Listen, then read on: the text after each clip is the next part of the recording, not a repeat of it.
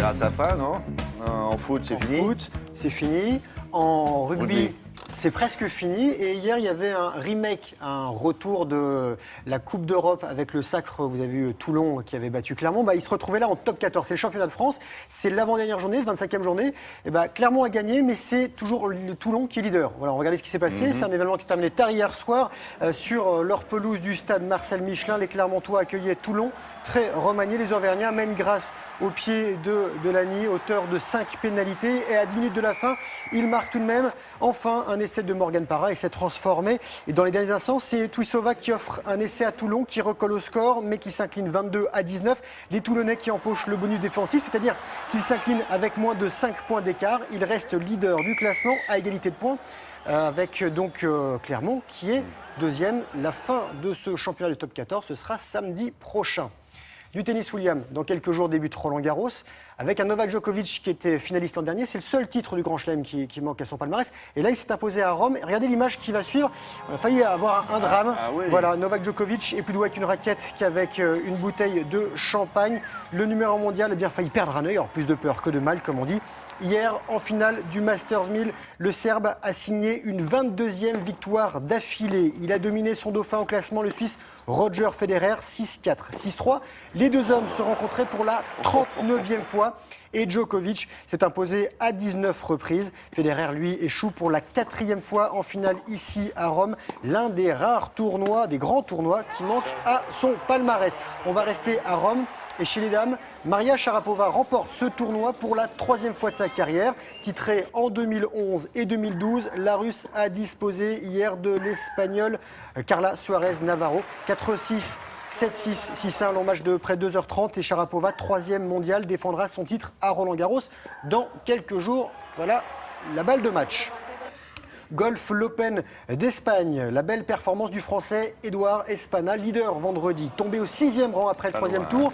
Il termine finalement, c'est lui, deuxième place à 4 coups du vainqueur, l'Anglais James Morrison, qui a rendu une dernière carte de 69 pour un total de 278.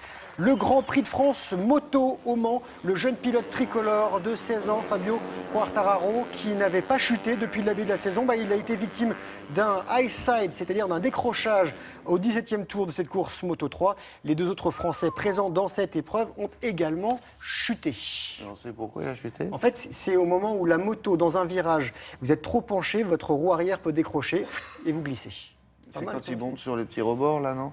Ça peut être sur les vibreurs, mais là, c'était plus entre l'angle et la vitesse. Voilà. Et quand vous remettez les gaz, comme on dit, poum, votre roue arrière décolle. Bien l'explication? Si, oui, très bien. Mais il est tout jeune, lui, non? 16 ans. 16 ans. Oui, il y en a qui font de la mobilette, lui, il fait de la moto. Enfin, de la vraie, de la grosse. On va terminer avec de gros supports et du plus petit sur l'eau. Regardez, la Volvo Ocean Race, tour du monde en équipage par étape. Les 6 voiliers de 20 mètres ont pris le départ cette nuit de la 7e étape de Newport aux États-Unis, direction Lisbonne au Portugal, 5200 km. Le bateau chinois Dongfeng, mené par un Français, Charles Caudrelier, qui compte 5 équipiers tricolores sur 8, a pris le meilleur départ. Retour en France avec le plus grand rassemblement de windsurfers du monde, le Défi Wind à Gruissant dans l'Aude, 15e édition avec 1200 participants, 40 km aller-retour sur chaque jour de compétition avec une tramontane qui souffle à 90 km/h. Là, ils sont en train de faire 40 km. Là, ils font 40 km aller-retour, oui. C'est un marathon, voilà, en planche à voile. Et c'est un Français, c'est Mortefond qui gagne. Je vous trouverai le temps que ça leur prend, mais ça leur prend assez longtemps. Ça, c'est un Français qui termine sur la 3e marche du podium en sub stand-up paddle à la rame, champion du monde. Ça se passait au Mexique et il s'appelle Puyot, Titouan Puyot, du bronze en beach race, c'est la course dans les vagues. Et pour terminer, on revient en France, deuxième étape du Red Bull Cliff Diving, exactement La Rochelle avec la tour Saint-Nicolas, 27 mètres de haut, une chute, un vol à 100 km/h et une eau à 16 degrés à l'arrivée.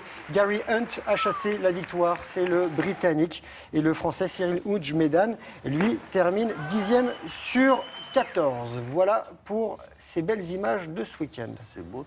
C'est pas mal. On est invité chaque année à tenter. Ah bon? Et je sais pas pourquoi on se défile. C'est marrant. Peut-être qu'on n'a pas trouvé l'adresse. Non, je sais pas. La Rochelle, Merci beaucoup. C'est en descendant à droite quand vous sortez de l'autoroute.